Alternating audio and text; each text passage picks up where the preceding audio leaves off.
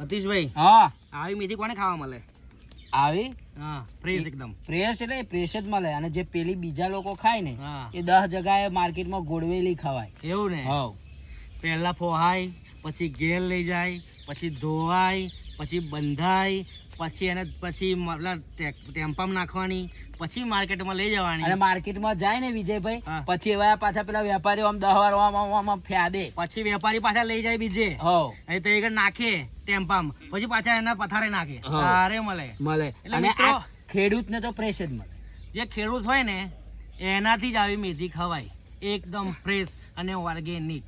કેવી લાગે છે? અને ભજીયા બનાવો ને મેથીનો હા. કડવા કડવા મસ્ત લાગે, પણ એમાં બેસન ઓછો નાખવો પડે યાર. સાચી વાત હે? છે નહીં? તા? બેસન ઓછું નાખીએ ને મેથી વધારે નાખીએ ને તારે મજા આવે. પેલા ડબાસી વાળા જેવું હો કેવું બનાવે એ? બહુ મસ્ત બનાવાયું ત્યાર ભજીયો, હા. પછી તો મિત્રો તમારે જો આવા ખાવા હોય ને ભજીયા મેથી બેથી વાળું હા. તો તમારે ને શાંતિલાલનો કોન્ટેક્ટ કરી લેવો. હા. જય માતાજી.